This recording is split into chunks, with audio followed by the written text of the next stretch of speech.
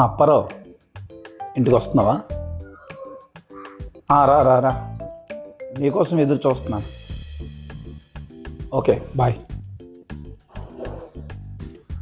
వైద్యులు రా రవి, ఏం చేస్తున్నావు? బాగున్నావా? హాయ్ రా అప్పారావు, ఎలా ఉన్నావు? రా కూర్చో, ఇలా కూర్చో. ఏంటి మీ పాస్టర్ గారు వైన్ షాప్ దగ్గరికి వెళ్ళినా కూడా అనుమానం కడుతున్నారట? ఈ విషయం నాకు తెలిసింది. రే, మీకు ఒక విషయం తెలుసా? బైబిల్లో ఒక మర్మం రాయబడి ఉంది. మర్మం రాయబడి ఉంది, తెలీదా నీకు? ఒకసారి తిమోతికి రాసిన పత్రికలో చూడ 5వ అధ్యాయం 23వ వచనం. నీలాంటి కోసం నాలాంటి కూడా రాశాడు రా దేవుడు. ఒకసారి చూద్దామా? చూడొకసారి. అక్కడ తరచుగా వచ్చేటువంటి జబ్బుల నిమిత్తము కొంచెం కొంచెంగా ద్రాక్షరసం తాగమన్నాడు. తెలీదా? చూడొకసారి. అరే, ద్రాక్షరసం తాగమని దేవుడే చెప్తున్నప్పుడు వైన్ షాప్ దగ్గర ఉంటే తప్పేంట్రా? ఈ పాస్టర్లు అందరూ కూడా ఇంతేంట్రా, వారి అవసరాల నిమిత్తము వారు బోధిస్తూ ఉంటారు, మన స్వేచ్ఛను హరిస్తూ ఉంటారు. నువ్వెన్నైనా చెప్పు, మీ పాస్టర్ గారికి మర్మం తీసుకెళ్ళి చెప్పు. నోటంట మాట ఉండదు, నిజం నిజం రా, నోటంట మాట ఉండదు. చూద్దాం, ట్రై చెయ్యి ఒకసారి.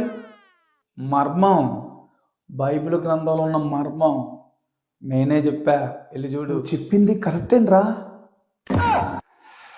దొరికడ్రా పాస్టర్. అమ్మసారి దొరికడ్రా. అమ్మో, వైన్ షాప్ దగ్గరికి వెళ్తే తాగుపోతున్నాడు రా నన్ను. యేసయ్య మన కోసమే రాయించాడు. కడుపు జబ్బు నిమిత్తం ఏంటి, నాలో ఉన్న రోగాలన్నీ చాలా ఎక్కువగా ఉన్నాయి. ఈసారి చెప్తాను.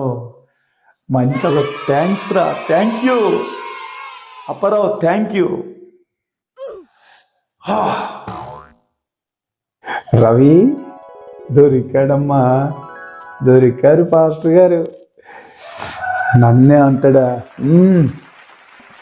ఇప్పుడు బాగున్నావురా, నీ స్టైల్ ఇప్పుడు బాగుంది, ఇప్పుడు వెళ్ళడుగు. మళ్ళా చెప్తున్నా, పాస్టర్ గారు ముఖం చూడగానే పాస్టర్ గారండి ప్రైజ్ ది లార్డ్ అనే బెండ్ అయిపోవద్దు. ఎందుకు తెలుసా? బలమైన వాక్యం. అయ్యగారు ప్రైజ్ ది లార్డ్, బాగున్నారండి? Praise the lord. అయ్యగారు, మీతో ఒక మాట చెప్పాలి. ఓకే, మొన్న వారం కూడా మీరు నా గురించి మాట్లాడారు అయ్యగారు.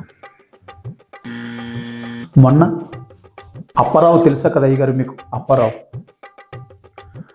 ఆ అప్పారావు వాళ్ళ పాస్టర్ గారు వైన్ తాగుతూ ఉంటే, పర్లేదు నాన్న, పౌలు గారు అప్పుడప్పుడు పుచ్చుకున్నారు కదా ద్రాక్షరసం, పుచ్చుకుంటే తప్పేముందులే అని కామన్గా వదిలేశారు పాస్టర్ గారు.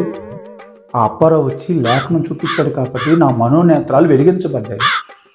అయ్యగారు, మీరెందుకు అయ్యగారు వాక్యాన్ని దాచిపెడుతున్నారు? మీ కానుక పెట్టిలో డబ్బులు వేయటానికే కదా, మీ అవసరాలు తీర్చడానికే కదా, మమ్మల్ని సినిమాలు చూడొద్దని, మమ్మల్ని రకరకాల స్థలాల్లోకి వెళ్ళొద్దని, మేము ఎక్కడికైనా వెళ్తే ఆ డబ్బులు మాకు వ్యక్తిగతంగా ఖర్చు అయిపోతుందని చెప్పి కదా మీ యొక్క చర్చిల్లో కానుకలు వేయడానికి కదా మమ్మల్ని ఇలాగా ప్రతిదానికి అర్థం పెడతా ఉన్నారు.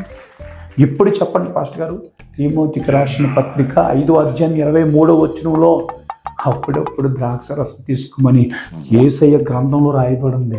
మీకు తెలుసా అయ్యగారు? ఇలాంటివి అడిగితే రవి చెడ్డోడని మీరే నాకు నిర్ధారణ చేస్తారు. ఈసారి సంఘం మధ్యన అంతటికీ తెలియాల ఈ దానియేలు గొప్పతనం ఏమిటో, ఈ రవి దానియేలు గొప్పతనం ఏమిటో సంఘం అంతటికి తెలియాలి పాస్టర్ గారు. లేఖనం ప్రకారంగా తిమోతికి రాసిన పత్రికలో అపోస్తలుడైన పౌలు కడుపు జబ్బు నిమిత్తము అప్పుడప్పుడు కొంచెం కొంచెంగా ద్రాక్షరసము పుచ్చుకొనవలెను అని ఉంది. ఏ ద్రాక్షరసం? మనం తాగుతున్నటువంటి తాగి మత్తుడై రోడ్డు మీద దొర్లేటువంటి పులిసిపోయిన ద్రాక్షరసం కోసం చెప్పట్లేదు. ద్రాక్షరసం 2 రకాలు. ఒకటి ద్రాక్ష పండ్లతో అప్పటికప్పుడు తయారు చేయబడినది ద్రాక్షరసం. రెండోది, ద్రాక్షరసం పులియబెట్టి కొన్ని నెలలుగా అది దాచిపెట్టి దాని తర్వాత తీసేటువంటి దాన్ని మద్యంగా మారుతుంది, పులిసిన ద్రాక్షరసం. అయితే శ్రేష్టమైన ద్రాక్షరసం చాలా ఔషధాలకి చాలా ఉపయోగకరంగా ఉంటుంది, చాలా ఆరోగ్యకరం. ఈ విధముగా పౌలు దాన్ని క్లియర్గా చెప్పడం జరిగింది. సరే, మరి ఈరోజు అప్పారావు గురించి మాట్లాడుతున్నాం.